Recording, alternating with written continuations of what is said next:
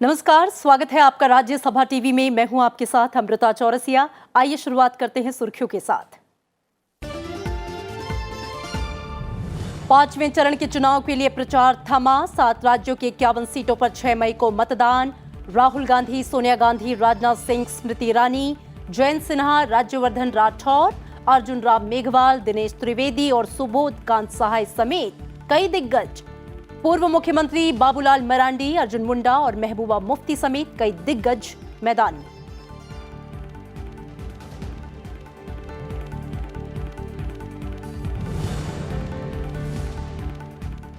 प्रधानमंत्री नरेंद्र मोदी की उत्तर प्रदेश के प्रतापगढ़, बस्ती और बिहार में चुनावी रैली। बस्ती रैली में पीएम ने कहा, आज दुनिया भर में सुनी जा रही है भारत की बात। प्रतापगढ़ में एसपी बीएसपी गठबंधन पर साधा निशाना। बीजेपी अध्यक्ष अमित शाह का अमेठी में रोड शो। राहुल गांधी और प्रियंका ने भी झोंकी ताकत।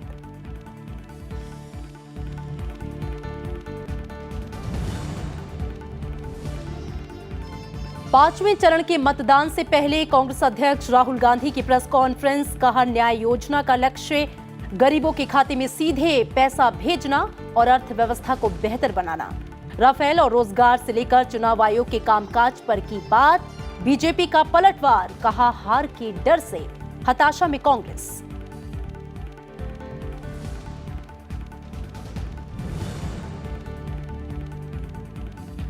राफेल मामले में केंद्र सरकार ने सुप्रीम कोर्ट नया हलफनामा दायर किया। कहा, गोपनीय दस्तावेज सार्वजनिक करने से देश की सुरक्षा को खतरा। सौदे में पीएमओ द्वारा निगरानी रखे जाने को दखलंदाजी मानने से इनकार।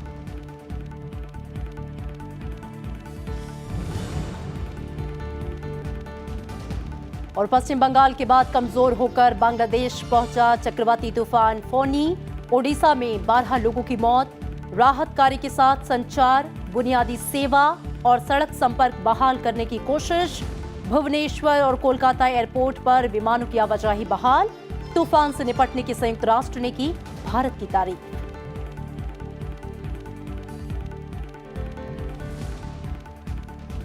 और बुलेटिन में सबसे पहले खबरें लोकसभा चुनाव से जुड़ी हुई।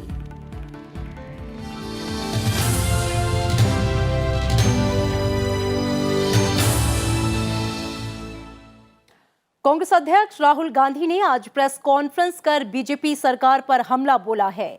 उन्होंने कहा कि आधे चुनाव के बाद ये तय हो चुका है कि मोदी जी चुनाव हार रहे हैं।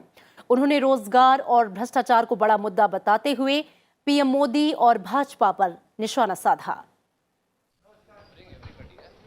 4 चरण के लोकसभा चुनाव की वोटिंग के बाद कांग्रेस अध्यक्ष राहुल गांधी ने पार्टी मुख्यालय पर प्रेस कॉन्फ्रेंस कर केंद्र सरकार पर निशाना साधा। उन्होंने कहा कि रोजगार, किसान और भ्रष्टाचार जैसे मुद्दों पर केंद्र सरकार पूरी तरह से विफल रही है। बीजेपी क्या कर रही है रोजगार के बारे में? मैंने आपको लिस्ट दी कि युवाओं से हमने बात करके उनसे पूछा, उन्होंने हमें बताया 3 साल बिना परमिशन दीजिए। किसान का बजट, नया कानून जिससे किसान कर्ज लेने के लिए जेल में नहीं जाएगा। फंडामेंटल चीजें, इसमें स्ट्रेटजी है। और सब लोगों ने कहा है कि कांग्रेस पार्टी ने बहुत जबरदस्त मैनिफेस्टो बनाया। क्यों बनाया है? क्योंकि ये कांग्रेस पार्टी की आवाज नहीं है, ये हिंदुस्तान के युवाओं की, किसानों की, मजदूरों की, छोटे दुकानदारों की, माताओं बहनों की आवाज है। इसीलिए इसके बारे में कहा जा रहा है कि ये बहुत इफेक्टिव डॉक्यूमेंट है, और ये इफेक्टिव डॉक्यूमेंट है और ये हमारा वायदा है। राज्यसभा टीवी के एडिटर इन चीफ राहुल महाजन ने कांग्रेस अध्यक्ष राहुल गांधी से यूपीए सरकार के दौरान हुए भ्रष्टाचार पर सवाल पूछा तो उन्होंने कुछ यूं जवाब दिया। आप करप्शन की बात कर रहे हैं, अगर हम पिछला रिकॉर्ड देखें, scam, Commonwealth, full scam, Congress का रिकॉर्ड ज्यादा बुरा लगता है जब आप बात करते हैं? नहीं, बिल्कुल नहीं लगता। मेन इशू, आप मुझे प्लीज राफेल का जो कॉन्ट्रैक्ट है, आप मुझे प्लीज वो समझा दीजिए। पहली बार डिफेंस मिनिस्ट्री के ऑफिशियल्स ने फाइल पे लिखा है, PMO is directly negotiating, parallel negotiation with France. क्या मतलब है इसका? Why is PMO parallelly negotiating. It has to be a money transaction. Why has Anil Ambani got 1,000 crore tax rebate in France? Why is the French government given him 1,000 crore rebate? Sir, we'll take second हमारा question. मेरा There's a colleague here. आपका response है कि as far as I am concerned, there is going to be zero tolerance on corruption. Zero. Rahul Gandhi ने न्याय योजना के बारे में बताते हुए कहा कि जैसे ही लोगों के पास पैसा आएगा वो खरीदारी करेंगे, इससे अर्थव्यवस्था सुधरेगी। अब जबकि 5वें चरण में अमेठी और रायबरेली में चुनाव होना है, ऐसे में कांग्रेस की प्रेस कॉन्फ्रेंस अहम मानी जा रही है। एक तरफ जहां 4 चरणों की चुनाव का दौर पूरा हो चुका है, वहीं कांग्रेस अपनी जीत के प्रति आश्वस्त नजर आ रही है। दिल्ली में पार्टी मुख्यालय में कांग्रेस अध्यक्ष राहुल गांधी ने प्रेस कॉन्फ्रेंस कर अपनी जीत का दावा किया। उन्होंने बताया कि केंद्र में कांग्रेस की सरकार बनने जा रही है। कैमरामैन प्रशांता के साथ मोहम्मद फातेह टीपू, राज्यसभा टीवी, दिल्ली। कांग्रेस अध्यक्ष राहुल गांधी की प्रेस कॉन्फ्रेंस के बाद बीजेपी ने राहुल गांधी पर पलटवार किया। बीजेपी प्रवक्ता जीवीएल नरसिम्हा ने कहा कि कौन चुनाव हार गए हैं और कौन भाग गए हैं, ये देश को पता है। बौखलाहट, कांग्रेस पार्टी की बौखलाहट साफ नजर आ रही है और पूरे देश में कांग्रेस हार रही है। बट लेकिन पहली बार जो अमेठी रायबरेली को ये अपने किला मान रहे थे, वो आखिरी किला भी टूटने का समय आ गया है। इसी बौखलाहट के कारण जो प्रेस वार्ता में राहुल गांधी ने जो बयान दिए हैं, उस प्रेस वार्ता से साफ जाहिर होता है कि कांग्रेस पार्टी का मनोबल पूरी तरह खत्म हो चुका है। बीजेपी नेता जेटली ने राहुल गांधी और प्रियंका गांधी पर बैकऑप्स कंपनी को लेकर गंभीर आरोप लगाए। उन्होंने इस कंपनी में राहुल गांधी की भागीदारी पर सवाल खड़े किए हैं। उन्होंने कहा कि यह कंपनी लाइजनिंग का काम करती है, जिसका काम पैसे लेकर काम करना था। इस कंपनी का कोई मैन्युफैक्चरिंग यूनिट भी नहीं है। 28 मई 2002 को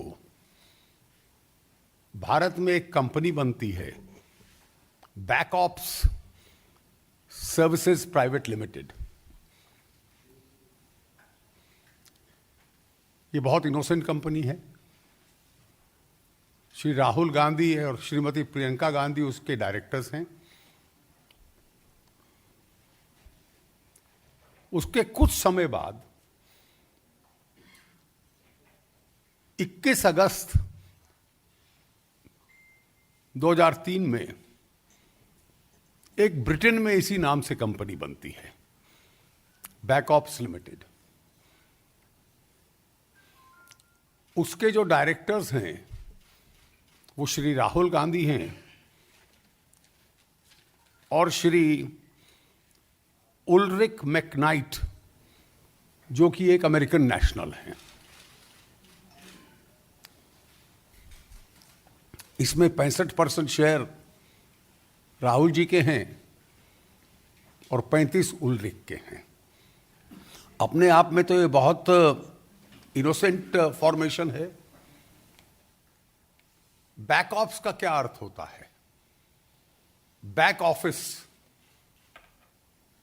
ऑपरेशंस। कोई इसके मैन्युफैक्चरिंग यूनिट्स नहीं है, कोई ये सर्विस इंडस्ट्री में नहीं है, और स्वाभाविक है कि केवल फैसिलिटेटर कंपनी है, जिसको सरल भाषा में कहा जाए लाइजनिंग करने वाली। It's an influence for cash company. हम प्रभाव से आपका काम करवाएंगे और उसके बदले में आपसे पैसा लेंगे। तो कांग्रेस अध्यक्ष राहुल गांधी की ये प्रेस कॉन्फ्रेंस और उससे निकला संदेश, और इस विषय पर बातचीत करने के लिए हमारे साथ स्टूडियो में मौजूद हैं वरिष्ठ पत्रकार शेखर अय्यर जी। सर, बहुत स्वागत है आपका राज्यसभा टीवी में। तो राहुल गांधी जी ने जो आज प्रेस कॉन्फ्रेंस की है और जिस तरीके से उन्होंने मौजूदा सरकार को घेरा है, सबसे पहले तो मैं आपकी प्रतिक्रिया चाहूंगी इस पर। कहीं ना कहीं मुझे लगा कि आज की प्रेस कॉन्फ्रेंस का पर्पस यही था कि जिस तरह कांग्रेस कैंपेन उतने इम्पैक्ट ना कर पाई है, इसलिए वही मुद्दे को दोबारा उन्होंने दोहराया है। बिल्कुल। वो न्याय हो या फिर वो रफाल रोजगार डील हो, को लेकर हो, भ्रष्टाचार। वो मुझे लगा कि कोई नई चीज उसमें नहीं था। बिल्कुल, जो रैलियों में हम उनके सुनते आए, तो रैलियों में और उससे पहले भी उसी को दोहराया। जब मतलब लगातार पिछले 2-3 महीने में जो भी इश्यूज उन्होंने उठाया मोदी सरकार के खिलाफ, वही रखा, कोई नई बात नहीं है। लेकिन आज सबसे इंटरेस्टिंग वही है जो दूसरा खुलासा हुआ है, जो आपने जिक्र किया बैकटॉप कंपनी का, और उसको लेकर जो अरुण जेटली जी का भी प्रेस कॉन्फ्रेंस था, और स्वयं राहुल जी भी कह रहे थे कि वो भी तैयार हैं इंक्वायरी के लिए। और ये जो लेटेस्ट जो आया है वो उससे जुड़ा हुआ है, क्योंकि जो नॉमिनेशन पेपर जब भरे थे, एक कागज को लेकर जो बड़ा विवाद हुआ है कि जिसमें एक कंपनी से वो डायरेक्टरशिप रिजाइन कर रहे हैं, और उसमें कहीं लिखा हुआ था नेशनैलिटी ब्रिटिशर करके, और जिसको लेकर सवाल आया कि कैसे ये हुआ, गलती हुआ, क्लरिकल हुआ, उससे रिलेटेड है ये सारे। तो मुझे लगता है कि कहीं ना कहीं कांग्रेस को महसूस हो रही है जो एक्सपेक्टेशन थी कांग्रेस को कि अपनी जो नए न्याय की जो स्कीम उन्होंने बात किया, उन्होंने सोचा कि ये नया स्कीम को लेकर काफ़ी लोगों में उसके साथ न्याय होगा, लेकिन कहीं ना कहीं उस स्कीम उतना ट्रैक्शन नहीं हो पाया है जितना प्रधानमंत्री का, जो मोदी जी का जो रैलीज में जो बातें वो रख रहे हैं, जिन चीज़ों पर वो बोल रहे हैं, उसका ज़्यादा ट्रैक्शन तो इस प्रेस कॉन्फ्रेंस की ज़रूरत इसीलिए पड़ गई। सर, एक सवाल और कि 4 चरणों के चुनाव बीत चुके हैं, सिर्फ 3 चरणों के बाद बाकी हैं, 374 सीटों पर वोटिंग मतदान हो चुका है। अब इस वक्त में इस तरह एक बड़ी प्रेस कॉन्फ्रेंस को ऑर्गेनाइज करना, क्या मैसेज देना चाहते थे राहुल गांधी? नहीं, मुझे लगता है कि एक चीज़ जो कांग्रेस के स्ट्रेटेजिस्ट को भी लग रहा है कि हमने जो इश्यूज उठाए, आपने देखा होगा उसका क्यों ग्राउंड लेवल पे उतना इम्पैक्ट नहीं हो पाया, और बीजेपी की जो कैंपेन जो प्रधानमंत्री खुद लीड कर रहे हैं, उसकी ट्रैक्शन क्यों ज़्यादा हो रही है। और दूसरी बात आपने देखा होगा कि आज की प्रेस कॉन्फ्रेंस उस समय आई है जब इन्होंने चिट्ठी लिखकर अपने सारे अमेठी के वोटर्स को चिट्ठी लिखा है, और उसमें अपने वायनाड से भी लड़ने का भी उसकी जस्टिफिकेशन जस्टिफाई किया उन्होंने। अच्छा, दूसरी बात, उन्होंने खुद प्रियंका को रिक्वेस्ट किया था कि ऑडियो मैसेज दे इस न्याय स्कीम पे भी। तो कहीं ना कहीं कांग्रेस चाहती है कि बाकी जो चरणों में भी जो मुद्दे वो उठाए हैं उस पर ज्यादा वोटर्स ध्यान दें और उसकी ज्यादा इम्पैक्ट हो। लेकिन कहीं ना कहीं इतने चरण के बाद भी लग रहा है कि क्योंकि राहुल जी ने कई देश भर में जाके किए जो वो मुद्दे उठाना चाहते थे, और उसके जवाब में जो बीजेपी ने काउंटर ऑफेंसिव भी किया है, इससे लेकर लग रहा है कि कहीं ना कहीं कुछ और ऊर्जा की जरूरत है कांग्रेस कैंपेन में, और उसी को फुलफिल करने की कोशिश की इस कॉन्फ्रेंस के माध्यम से। बहुत शुक्रिया शेखर अय्यर जी, आपका स्टूडियो में आने के लिए, हमसे बातचीत करने के लिए। Thank you. तो इसी के साथ पहली खबर में इतना ही। और इधर लोकसभा चुनाव के 5वें चरण के लिए आज शाम 5 बजे चुनाव प्रचार थम गया। प्रचार के अंतिम चरण में सभी पार्टियों के दिग्गजों ने पूरी ताकत झोंक दी। इस दौर में 7 राज्यों की 51 लोकसभा सीटों पर 6 मई को मतदान होना है। 5वें चरण में उत्तर प्रदेश की 14, राजस्थान की 12, मध्य प्रदेश और पश्चिम बंगाल की 7-7, बिहार की 5, झारखंड की 4 और जम्मू कश्मीर की 2 सीटों पर मतदान होगा। 5वें चरण में जिन प्रमुख उम्मीदवारों पर सबकी नजरें होंगी उनमें कांग्रेस के अध्यक्ष राहुल गांधी, यूपी अध्यक्ष सोनिया गांधी, केंद्रीय मंत्री राजनाथ सिंह, स्मृति ईरानी, जयंत सिन्हा, राज्यवर्धन राठौर, अर्जुन राम मेघवाल के अलावा दिनेश त्रिवेदी और सुबोध कांत सहाय समेत कई दिग्गज शामिल हैं। पूर्व मुख्यमंत्री बाबूलाल मरांडी, अर्जुन मुंडा और महबूबा मुफ्ती भी इस दौर में मैदान में हैं। लोकसभा चुनाव के 6ठे और 7वें चरण के लिए भी प्रचार तेज हो गया है। सभी पार्टियों के दिग्गज चुनाव प्रचार में जुटे हैं। प्रधानमंत्री नरेंद्र मोदी ने आज उत्तर प्रदेश के प्रतापगढ़, बस्ती के अलावा बिहार के वाल्मीकि नगर में जनसभा को संबोधित किया। बस्ती में चुनावी रैली में प्रधानमंत्री ने कहा कि आज दुनिया भर में भारत की बात सुनी जा रही है।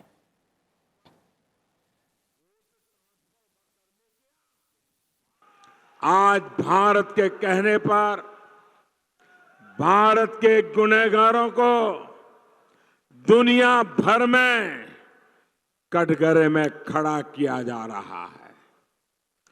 भारत के कहने पर आज हमारे गुनहगारों को भारत को सौंपा जा रहा है। आतंकवाद से लेकर काले धन पर आज भारत की बात पूरी गंभीरता से सुनी जाती है।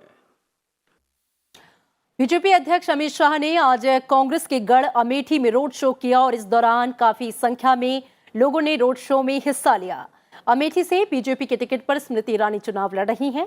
रोड शो में अमित शाह के साथ स्मृति ईरानी भी मौजूद थीं। बीजेपी अध्यक्ष ने कहा कि गांधी परिवार का प्रतिनिधि होने के बाद भी अमेठी में विकास कार्य नहीं हुआ।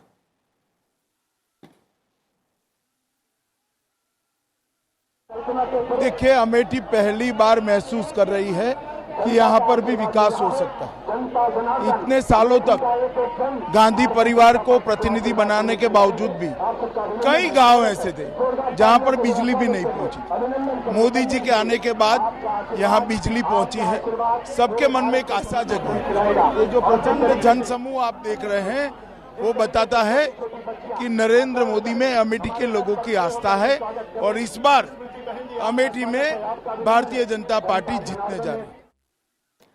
और हमारे संवाददाता नव विक्रम का रुख करते हैं जो कि हमारे साथ जुड़ रहे हैं लखनऊ से। नव विक्रम, 5वें चरण में उत्तर प्रदेश की 14 सीटों पर वोटिंग होनी है और इनमें बहुत सी ऐसी सीटें हैं जो कि हाई प्रोफाइल हैं। कई दिग्गजों की साख दांव पर लगी है। 2014 की बात करें तो बीजेपी का प्रदर्शन बेहतरीन था, काफी अच्छा था। इस बार के क्या समीकरण है वहां पर और क्या माहौल है?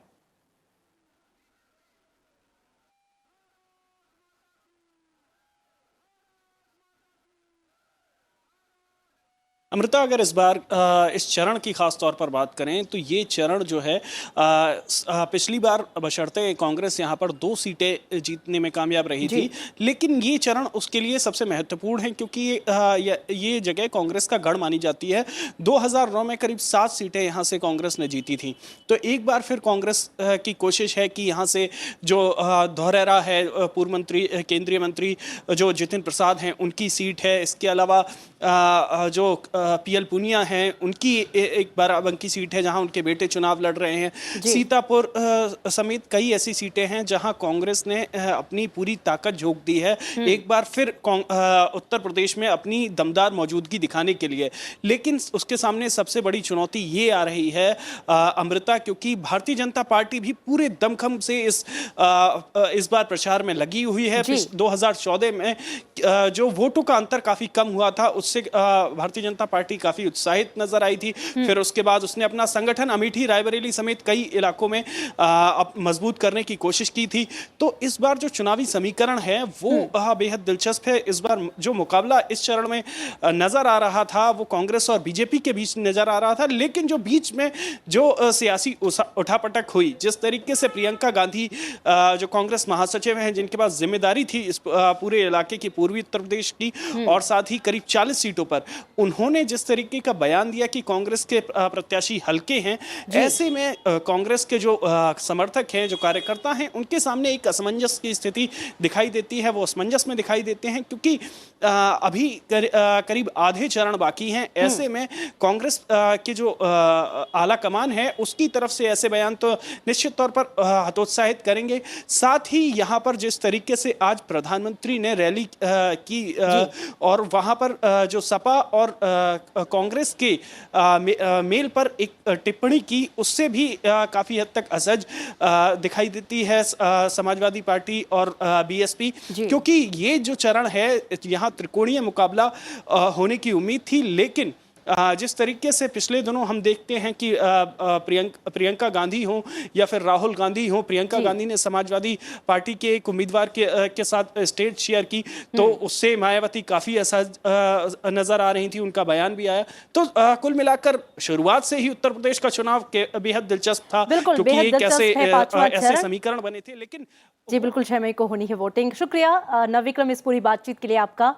आगे बढ़ेंगे। चांदनी चौक लोकसभा सीट से बीजेपी के उम्मीदवार डॉक्टर हर्षवर्धन ने राज्यसभा टीवी के साथ हुई बातचीत में अपने लोकसभा क्षेत्र के विकास और भविष्य की योजनाओं के बारे में क्या रोड मैप है उसके बारे में बात की। देखिए ये खास बातचीत। 7 सीटों वाली राष्ट्रीय राजधानी दिल्ली में 12 मई को मतदान है, जिसको लेकर तमाम सियासी दलों के प्रचार और प्रसार में युद्ध स्तर पर तेजी आ चुकी है। और बात करने के लिए हमारे साथ मौजूद हैं चांदनी चौक लोकसभा सीट से बीजेपी प्रत्याशी डॉक्टर हर्षवर्धन।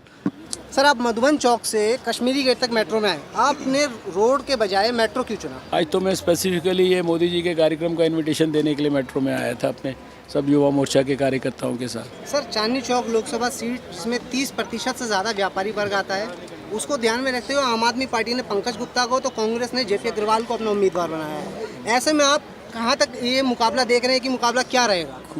कोई मुकाबला वगैरह नहीं है। अभी तो आपके सामने आपने देखा, मैंने दूसरे चैनल को जवाब दिया कि मुकाबला, ये सवाल रोज़ हर चैनल पूछ रहा है, लेकिन मुझको मुकाबला ढूंढने में भी कहीं मिल नहीं रहा है। इसका जवाब कैसे दूं मैं आपको?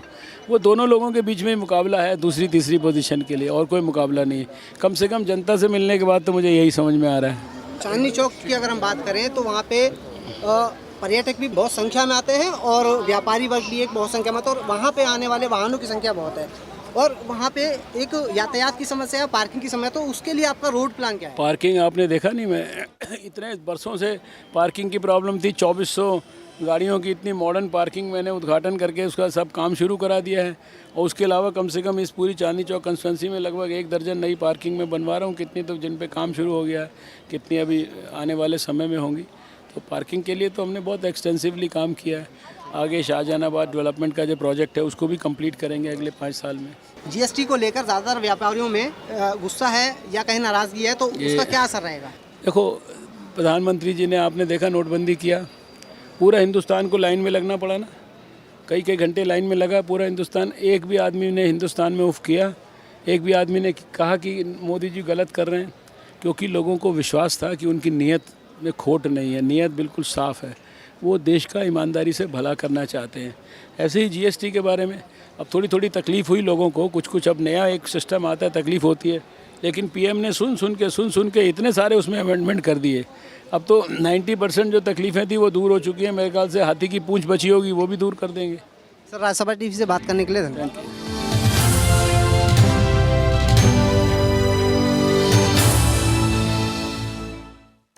राफेल सौदे पर पुनर्विचार याचिकाओं के संदर्भ में केंद्र सरकार ने शनिवार को सुप्रीम कोर्ट में नया हलफनामा दाखिल कर दिया है।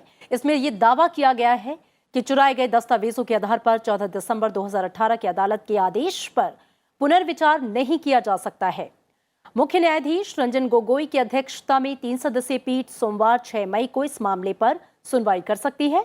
सरकार ने राफेल सौदे में कांग्रेस समेत विभिन्न पक्षों की ओर से दाखिल पुनर्विचार याचिकाओं को लेकर नया हलफनामा दाखिल किया है।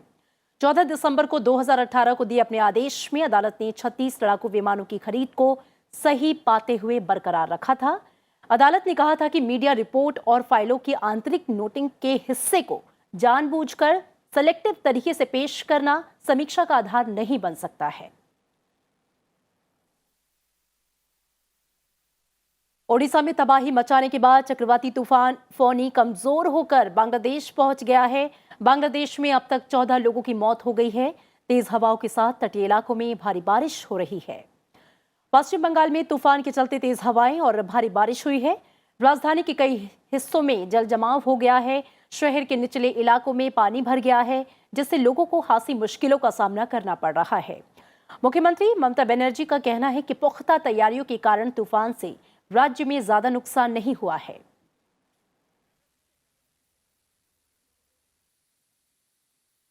जानकारी मिली है, सिर्फ अभी जो कोई ऐसा मेजर डैमेज नहीं हुआ है, सिर्फ कुछ जगह पेड़ गिरे हैं तो उसको हम सुबह से ही क्लियर करने में लगे हैं। और जगह भी हमारी टीम काम कर रही है। कुछ छोटे मोटे घरों को जो कच्चे मकान है उन्हें नुकसान हुआ है, बाकी कोई ऐसा मेजर डैमेज नहीं हुआ है। भारी बारिश और 175 किलोमीटर प्रति घंटे की रफ्तार से चलने वाली प्रचंड हवाओं के साथ चक्रवाती तूफान फोनी ने ओडिशा में भारी तबाही मचाई है। अब तक 12 लोगों के मारे जाने की खबर है। चक्रवात से पहले करीब 10,000 गांवों और 52 शहरी इलाकों से करीब 11 लाख लोगों को हटा लिया गया था।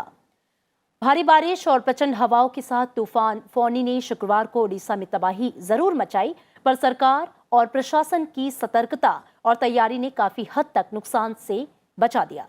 समय से लोगों को सुरक्षित स्थानों पर पहुंचाने के साथ ही एनडीआरएफ, एसडीआरएफ, नौसेना सहित सभी एजेंसियों की मुस्तैदी का लाभ मिला। ओडिशा के मुख्यमंत्री नवीन पटनायक ने स्थिति की समीक्षा की है। उन्होंने कहा कि बिजली आपूर्ति का बुनियादी ढांचा पूरी तरह से तबाह हो गया है। बिजली आपूर्ति बहाल करना एक चुनौतीपूर्ण काम है। बिजली आपूर्ति बहाल करने के लिए सैकड़ों इंजीनियर और तकनीशियन युद्ध स्तर पर काम कर रहे हैं। संचार, पेय जल सेवा और सड़क संपर्क बहाल करने के लिए काम जारी है।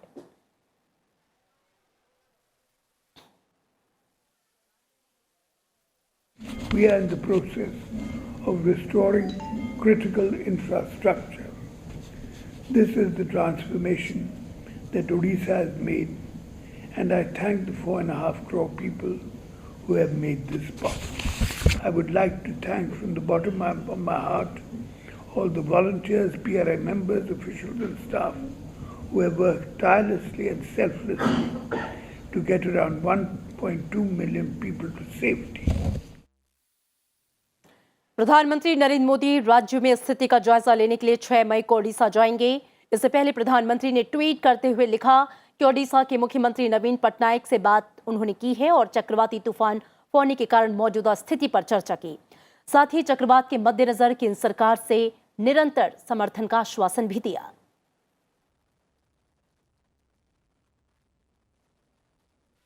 संयुक्त राष्ट्र ने भारत में आए भयंकर चक्रवाती तूफान के कहर से निपटने के लिए किए गए सरकारी और स्थानीय प्रशासनों के प्रयासों की सराहना भी की है।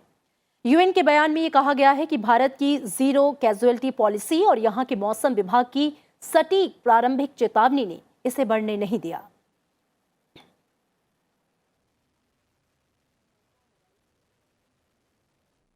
और इन तमाम खबरों के साथ इस बुलेटिन में मेरे साथ इतना ही, लेकिन आप देखते रहिए राज्यसभा टीवी। नमस्कार।